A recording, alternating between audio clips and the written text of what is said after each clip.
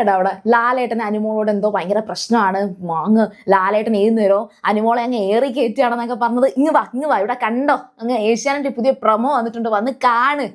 ശരിക്കും പറഞ്ഞാൽ അനുമോളിൽ നിന്ന് ലാലേട്ടനും അതുപോലെ തന്നെ ബിഗ് ബോസ് ടീമും ഒക്കെ ആഗ്രഹിക്കുന്നത് ഈ പറയുന്ന ഒരു എന്താ പറയാ ആർട്ടിസ്റ്റിക് ആയിട്ടുള്ള കലാപരമായിട്ടുള്ള കാര്യങ്ങൾ തന്നെയാണ്.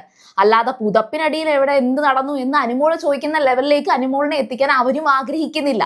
അതിനെ ആ സെൻസിൽ കാണാൻ എനിക്ക് ഇന്ന് ഈ ഒരു പ്രൊമോ കണ്ടപ്പോൾ എനിക്ക് മനസ്സിലായി.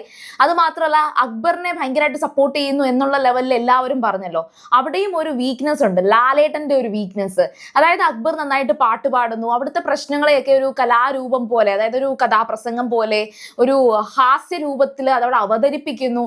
അതൊക്കെ ലാലേട്ടൻ ഭയങ്കരമായിട്ട് എൻജോയ് ചെയ്യുന്നുണ്ട്. സോ അനുമോള് കാര്യമായിട്ട് കഴിഞ്ഞ ആഴ്ച ജിസേലിനെയൊക്കെ വെച്ചിട്ട് ആ ഒരു ലാലേട്ടന്റെ ആ ഒരു വീക്ക്നെസ് തന്നെ കയറി പിടിച്ചിട്ടുണ്ട്. ശരിക്കും പറഞ്ഞാൽ കഴിഞ്ഞ ആഴ്ച ഒരു അടിപൊളി ഒരു സീൻ ഉണ്ടായിരുന്നു. അതായത് നമ്മുടെ ഷാനവാസ് ബാത്റൂമിൽ കയറിയപ്പോൾ ജിസേലിന് കയറാൻ പറ്റിയില്ല.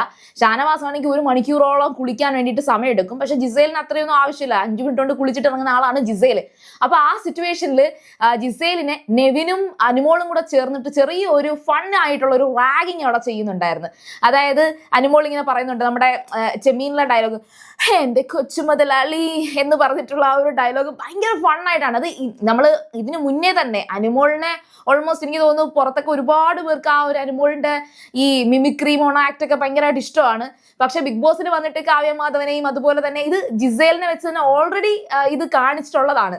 അത് ഭയങ്കര കോംബോ ആയിരുന്നു. അതായത് അനുമോളെ അനുകരിക്കാൻ വേണ്ടിയിട്ട് ജിസേൽ ഒരു ടാസ്ക് ഏറ്റെടുത്തത് ഓർമ്മയുണ്ടോ? അന്നും ഭയങ്കര ഫണ്ണായിരുന്നു. അതിനുശേഷം ഈ പറയുന്ന അനുമോളും ജിസേലും നെവിനും തമ്മിലൊരു അടിപൊളി കോംബോ ഉണ്ടായിരുന്നു. അന്നത്തെ ആ ഒരു എന്റെ കൊച്ചു മുതലാളി അത് ലാലേട്ടൻ അങ്ങ് ഏറ്റെടുത്തു. അത് അനുമോള് ഇവരെ കൊണ്ട് എല്ലാവരെ കൊണ്ടും ചെയ്യിപ്പിക്കുന്നുണ്ട്. ആര്യനെ കൊണ്ട്, നമ്മുടെ ആദിലയെ കൊണ്ട്, അങ്ങനെ ഓരോരുത്തരെ കൊണ്ടും ഇത് അനുമോള് പഠിപ്പിച്ച് ചെയ്യിപ്പിക്കുന്നതായിട്ടൊരു ടാസ്ക് എന്തോ ലാലേട്ടൻ നമ്മുടെ അനുമോൾക്ക് കൊടുക്കുകയാണ്.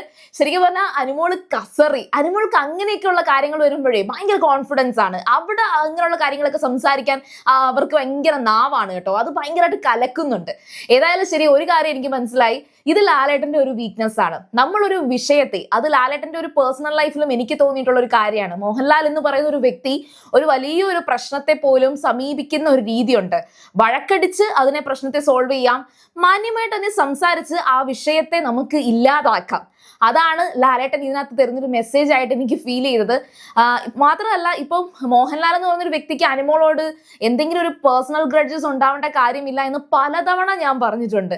പക്ഷെ ആ ഒരു BB ക്രൂ നിങ്ങൾ മോഹൻലാലിനെ മാറ്റി നിർത്തൂ. അവിടെ ബിഗ് ബോസ് കൊടുക്കുന്ന ഒരു സ്ക്രിപ്റ്റ് ഉണ്ട്, അതനുസരിച്ചാണ് ലാലേട്ടൻ ഈ 2 ദിവസം വന്ന് ഇതൊക്കെ പറയുന്നത്. അല്ലാതെ നമ്മൾ ലൈവ് കണ്ട് സംസാരിക്കുന്ന കണക്കൊന്നും ലാലേട്ടൻ ലൈവ് കാണാനൊന്നും സമയമില്ല അദ്ദേഹത്തിന്. അപ്പം നിങ്ങൾ ആ ലാലേട്ടനെ മാറ്റി നിർത്തിയിട്ട് ബിഗ് ബോസിന് ഈ പറയുന്ന അനുമോളെ തോൽപ്പിക്കണം എന്ന് വല്ല വാശിയും ഉണ്ടോ എന്നൊക്കെ ഞാനും ചിന്തിച്ചിട്ടുണ്ട്. കാരണം അതേ കണക്കായിരുന്നു കഴിഞ്ഞ കുറെ എപ്പിസോഡ്സ് എന്ന് പറയുന്നത്. പക്ഷെ ഇന്ന് എനിക്ക് മനസ്സിലായ ഒരു കാര്യം എന്ന് വെച്ചാൽ, നിങ്ങൾ തന്നെ ആലോചിച്ച് നോക്കുക, ബിഗ് ബോസിൽ അനുമോൾ വന്ന സമയം തൊട്ടേ അനുമോളിന്റെ ഒരു രീതി എന്ന് പറയുന്നത് തൊട്ടതിനും പിടിച്ചതിനും ഒക്കെ വിഷമം വരുന്നു, ഭയങ്കരമായിട്ട് ഇമോഷണലി വീക്കായിട്ട് കാണിക്കുന്നു, കരയുന്നു.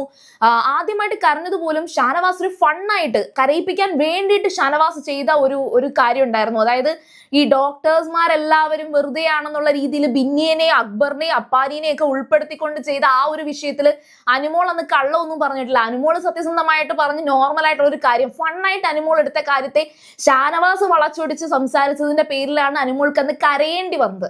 അന്ന് തൊട്ട് ഈ പറയുന്നതിനെ അങ്ങ് പേഴ്സണൽ ആയിട്ട് എടുത്ത് അനുമോൾ എല്ലാ വിഷയത്തെയും പേഴ്സണൽ ആയിട്ട് എടുത്ത് കരയുന്നു, പിന്നെ പ്രശ്നം ഉണ്ടാക്കുന്നു. അതിന്റെ പേരിൽ അനുമോൾ പറഞ്ഞിട്ടുള്ള വാക്കുകൾ ഓർമ്മ വേണം.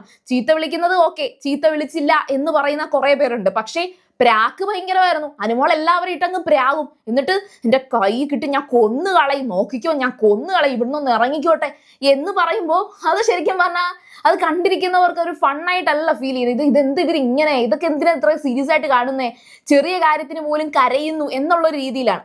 അപ്പൊ ആ പറയുന്ന ആഴ്ചകളിൽ ഉൾപ്പെടെ ഈ പറയുന്ന ജിസേല് ആര്യൻ വിഷയത്തിൽ ഉൾപ്പെടെ അനുമോളോട് ലാലേട്ടൻ അങ്ങനെ സംസാരിക്കുന്നത് കൊണ്ട് തന്നെ ആ ട്രാക്ക് മാറ്റിവിടാൻ അനുമോൾക്ക് സാധിച്ചു. പക്ഷെ പുതിയൊരു ട്രാക്ക് പിടിക്കുക എന്നുള്ളത് അത് അവരുടെ പേഴ്സണൽ സക്സസ് ആണ്.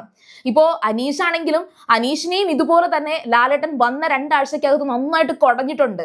അനീഷ് പുതിയ ട്രാക്ക് പിടിച്ചു, അതുകൊണ്ട് അനീഷ് പുതിയ ട്രാക്കിൽ പോകുന്നു.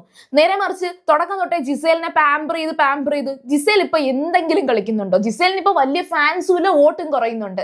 അപ്പൊ അതാണ് അവിടുത്തെ ഒരു ട്രിക്ക് എന്ന് പറയുന്നത്. പിന്നെ ഒരു അഡീഷണൽ കാര്യം എനിക്ക് പറയാൻ, അന്നും ഞാൻ അത് പറഞ്ഞിട്ടുണ്ട്, എനിക്ക് പറഞ്ഞൊരു കാര്യം ഞാൻ അത് ഇവിടെയും കൂടെ ഒന്ന് പറയുകയാണ്. നമ്മളിപ്പോ ലാലേട്ടനെ പോലൊരു വ്യക്തി, ആ വ്യക്തി കുറെ കാര്യങ്ങൾ നമ്മുടെ അടുത്ത് ഇങ്ങനെ സ്ഥിരമായിട്ട് നമ്മുടെ അടുത്ത് ഇങ്ങനെ സംസാരിക്കുന്നു. നിങ്ങൾ എന്തിനാ അങ്ങനെ ചെയ്തത്, അതിന് മറ്റൊരു രീതിയില്ലേ, അങ്ങനെ ചോദിച്ചുകൂടായിരുന്നോ, അങ്ങനെ ചെയ്തുകൂടായിരുന്നോ എന്നൊക്കെ നമ്മുടെ അടുത്ത് സ്ഥിരമായിട്ട് നമ്മളെ വിളിച്ചിങ്ങനെ ചോദിക്കുകയാണെങ്കിൽ ആദ്യമൊക്കെ കേൾക്കുമ്പോൾ ഒരു പേടിയൊക്കെ വരും. പക്ഷെ പിന്നെ പിന്നെ ലാലേട്ടൻ അങ്ങനെ സംസാരിച്ചു, അത് ആ ഒരു എന്താ പറയാ, നമ്മൾ ഈ റാഗിങ് ഒക്കെ കിട്ടി നമ്മളങ്ങ് പരുവപ്പെടുന്നതൊക്കെയാണ് അനുമോളിന്റെ ഒരു അവസ്ഥ. അനുമോൾ ഈ ആഴ്ചകളിലൊന്നും കരഞ്ഞിട്ടില്ല.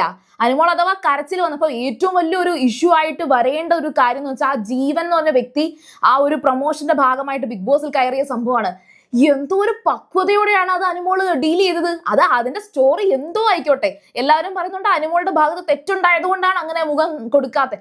ഇതൊന്നും ഒരു വിഷയമല്ല. സത്യത്തിൽ അവരുടെ പേഴ്സണൽ ലൈഫ് ഈ പറയുന്ന കമന്റ് ചെയ്യുന്നവരുടെ വീട്ടിൽ വന്നിട്ടല്ലല്ലോ അനുമോൾ ഈ കാര്യങ്ങൾ ചെയ്തത്. ഇപ്പൊ ഈ കമന്റ് ചെയ്യുന്ന ആർക്കും തന്നെ ഇവരുടെ പേഴ്സണൽ ലൈഫ് അറിയില്ല. അത് അവരുടെ ചിലപ്പോൾ ഒരു സൗന്ദര്യ പിണക്കമായിരിക്കും, അവർ തമ്മിൽ ഫ്രണ്ട്സ് ആയിരിക്കാം, അല്ലെങ്കിൽ അവർ തമ്മിൽ വേർപിരിഞ്ഞു. ഇതൊക്കെ ആരറിയണം, ആർക്കാ അറിയേണ്ടത്? അതൊന്നും ആരും അറിയേണ്ട കാര്യമില്ല.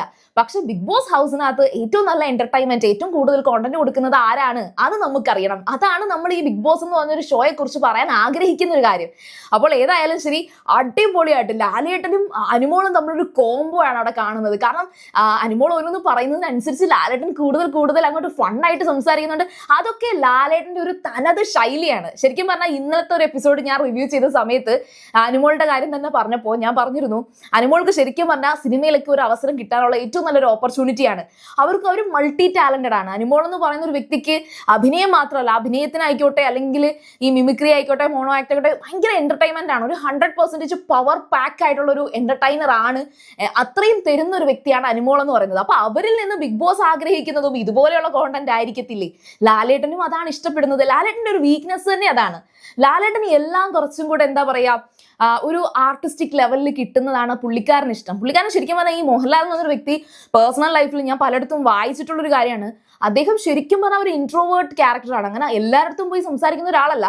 സംസാരിക്കുമ്പോൾ മോനെ എന്താ മോനെ അങ്ങനെ ചെയ്യാൻ പാടുണ്ടോ എന്ന് സംസാരിക്കുന്നതേ ഉള്ളൂ. ഇപ്പൊ ലേറ്റസ്റ്റ് ആയിട്ട് ഈ ബിഗ് ബോസ് തുടങ്ങുന്നതുമായിട്ട് ബന്ധപ്പെട്ട് ഇടയ്ക്ക് ഒരു സമയത്ത് ഒരു ജേർണലിസ്റ്റുമായിട്ട് ഒരു പ്രശ്നം ഉണ്ടായിട്ടുണ്ട്. അതായത് ജേർണലിസ്റ്റിന്റെ മൈക്ക് കൊണ്ടുവന്ന് ലാലേട്ടന്റെ താടിയിലോ വായിലോ അങ്ങനെ കണ്ട് തട്ടി ആ ഒരു വിഷയം ഉണ്ടായിരുന്നല്ലോ. അപ്പൊ ആ ഒരു ജേർണലിസ്റ്റിനെ അദ്ദേഹത്തിനെ എല്ലാവരും എടുത്ത് ഭയങ്കരമായിട്ട് മോശമായിട്ട് പറഞ്ഞു, ഭയങ്കരമായിട്ട് ബുള്ളിയും ചെയ്തു. ഈ പറയുന്ന ഈ വ്യക്തി ഒരു ജേർണലിസം എന്നൊക്കെ പറഞ്ഞിട്ട് ഒരു പഠിച്ച്, അപ്പൊ ഞാനും ജേർണലിസ്റ്റ് ആണ് ആയിരുന്നു എന്ന് പറയുന്നതായിരിക്കും ശരി. കാരണം ഇതിപ്പോ ഞാൻ സെൽഫായിട്ട് ചെയ്യുന്ന അല്ലെങ്കിൽ ഒരു റിവ്യൂ മാത്രമാണ്, ജേർണലിസം ഒന്നും പറയാൻ പറ്റത്തില്ല. പക്ഷെ ഞാൻ പഠിച്ചത് ഞാനും മാസ് കമ്മ്യൂണിക്കേഷൻ ജേർണലിസം ആണ്. ഇതൊക്കെ നമ്മൾ പഠിച്ചു വന്ന് ഇതിന്റെ ഒരു കഷ്ടപ്പാടുണ്ട്. ഈ പറയുന്ന മൈക്കും കൊണ്ട് ആൾക്കാരെ കാത്തു നിന്ന് അവരുടെ ബൈറ്റ് കിട്ടിയില്ലെങ്കിൽ നമുക്ക് അവിടെ മോളിൽ നിന്ന് വഴക്ക് കേൾക്കും. അപ്പൊ ആ വഴക്ക് കേൾക്കാതിരിക്കാൻ പേടിച്ചിട്ടാണ് നമ്മൾ ഈ മൈക്കും കൊണ്ട് ഇവരുടെ കൂടെ പോയി ചെല്ലുന്നത്. അപ്പം തട്ടലും മുട്ടലും ഒക്കെ ഇവരെല്ലാരും കിടന്ന് ഇടിക്കുകയല്ലേ. അപ്പം ഇതേണക്കൊരു വലിയ മനുഷ്യനാണെന്നൊന്നും നമുക്ക് അന്നേരം നോക്കാൻ പറ്റില്ല. അതേണക്കൊരു ജോലിയാണ് നമ്മൾ ചെയ്യുന്നത്. പക്ഷെ മോഹൻലാൽ അത് അദ്ദേഹത്തിനെ വിളിച്ച് മോനെ ഞാൻ നോക്കി വെച്ചിട്ടുണ്ട് എന്ന് പറഞ്ഞ ആ ഒരു ഡയലോഗ് ഉണ്ടല്ലോ, അതൊക്കെ ഒരു മനുഷ്യനിൽ നിന്ന് സത്യം പറഞ്ഞാൽ കിട്ടുക എന്ന് പറയുന്ന ഒരു ഭാഗ്യമാണ്. അപ്പൊ അങ്ങനെയുള്ള ഒരു മനുഷ്യനാണ് അനുമോളെ ഏറിക്കയറ്റുന്നു, അനുമോളോട് എന്തോ സീരിയസ് ആയിട്ട് എന്തോ പ്രശ്നമുണ്ട്, ലാലേട്ടൻ അനുമോളെ ഇഷ്ടമല്ല, അങ്ങനെയുള്ള സംസാരങ്ങളൊക്കെ വെറുതെയാണ്. അതിന്റെ ആവശ്യം ഇല്ലെന്ന് തന്നെയാണ് ഞാൻ ഇപ്പോഴും പറയുന്നത്. അന്നും ഞാൻ അത് തന്നെയാണ് പറഞ്ഞത്. അപ്പൊ അങ്ങോട്ട് എങ്ങനെയാ അല്ലേ, അപ്പൊ അവിടെ നെവിന്റെ ഹല്ല ഇടയ്ക്കിടയ്ക്ക് ലാലേട്ടൻ പറയുന്നത് പോലെ ഇനി അങ്ങോട്ട് അനുമോളുടെ കുറേ കാര്യങ്ങൾ പറയാനുണ്ട്.